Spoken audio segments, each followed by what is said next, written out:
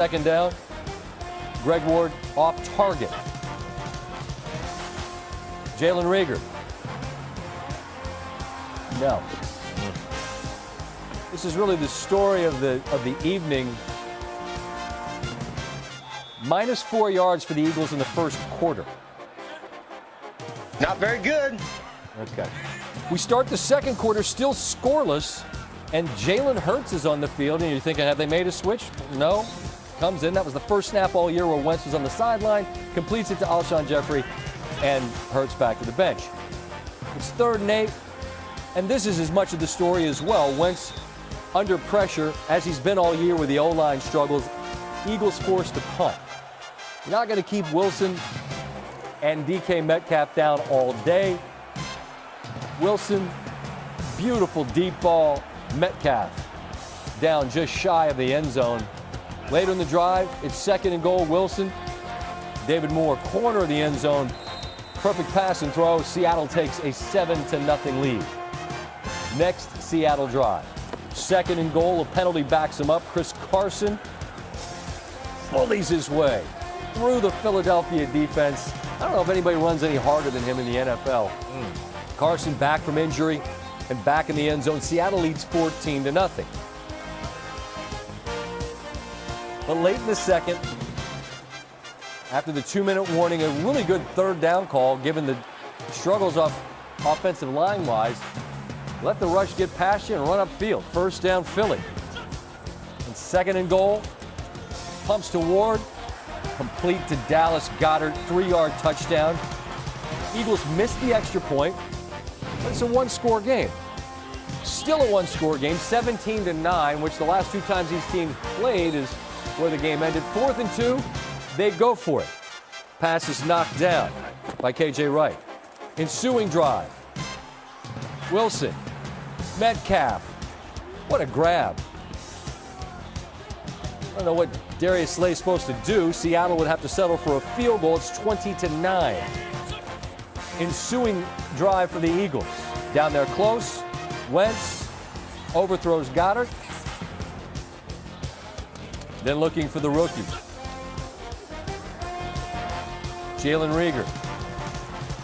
Just beyond his reach. Doug Peterson decides to go for it on 4th down. You're down 2 scores. Pass on the field goal, and Wentz throws it right to Quandre Diggs.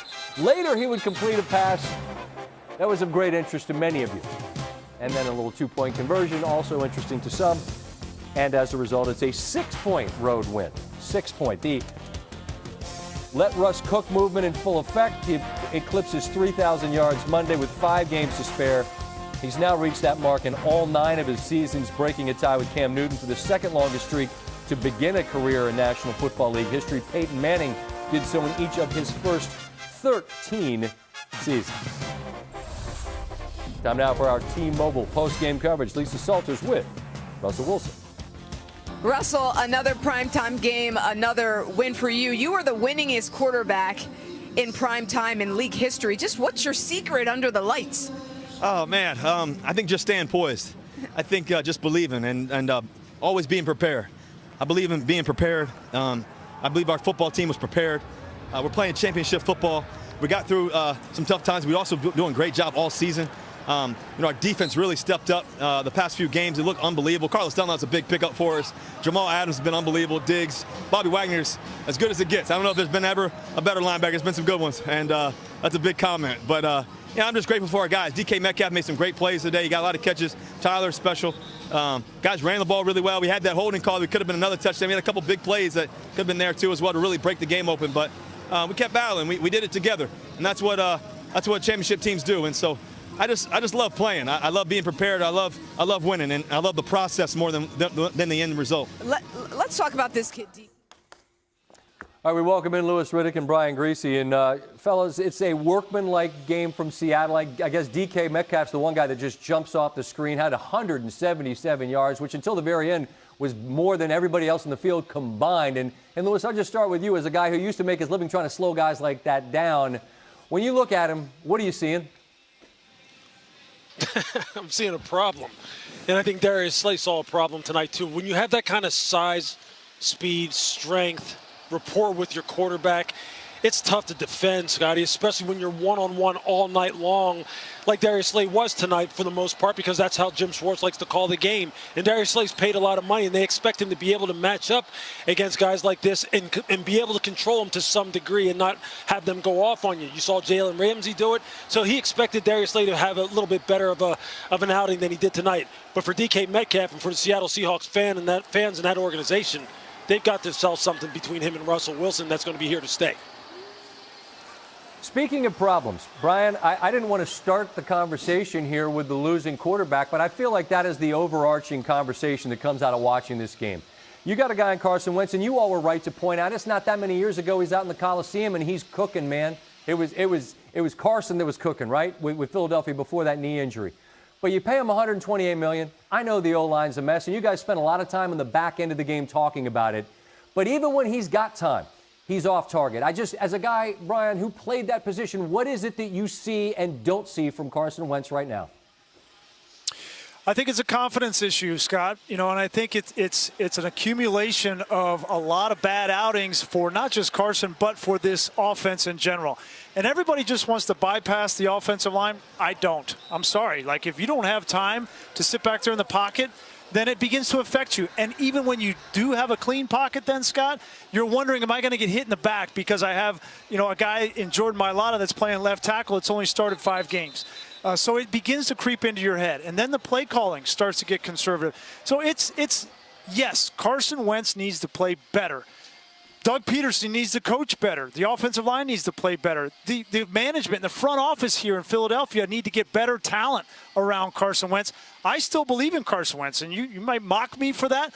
I think he's a good quarterback. He's proven that he can be a good quarterback when you have the pieces around him. No, not at all. And what you're I get it. And again, you played that position, so you know better than anyone how troubling it can be to have an O-line in front of you that is not able to keep you kind of upright. But I just feel like you're seeing misses when he's got a clean pocket, and the confidence speaks to that. It would make sense to me. And I just wonder, Lewis, and you know that town so well, because you're still kind of in it in theory, but you're not in it if this is how you're going to play. You know what I'm saying? So I just wonder, and you made it the point during the game, what are you supposed to do? I'm not saying that making a switch at quarterback gives you a better option to win. I just wonder if they're kind of boxed in by the money and the situation, Lewis.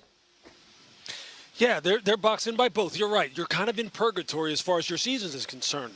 You would like to figure out what you have in the future as far as Jalen Hurts is concerned, because you drafted him in the 2nd round, right? So you start thinking along those lines from a long-term perspective. The short term says we still have a chance to win the division if somehow we can get ourselves together here and win a few games. So what that usually leaves you is right down the middle where they are right now, which is you have a little bit of hope, but you also know we have a lot of work to do. And that's where the fans, Scotty, get absolutely fed up, because, they're at this point where they're just like, you know what, just blow the whole thing up. Trade him, fire everybody, start over again. And as a front office, when you're going back into that building over there in the NovaCare right down the street right here tomorrow, you're sitting there going, we're not out of it, but we're out of it. So what do we do? And that is the worst position to be in, but they put themselves in this position. Yeah, and you'd know it well. I sincerely appreciate the passion of the Philadelphia fans. And the best thing the Eagles have going for them is that right now that building isn't filled, because if it were, they'd be hearing it from the hometown faithful, and you know it so well. We got Wednesday football this week. We got doubleheaders next Monday. You got a San Francisco game in Arizona. Whatever, man. We're happy we got what we got, and we'll look forward to talking to you all next week. Travel well. Appreciate it. Thanks, Scott. Man. See you. Man, it's tough, and I get it, to Brian's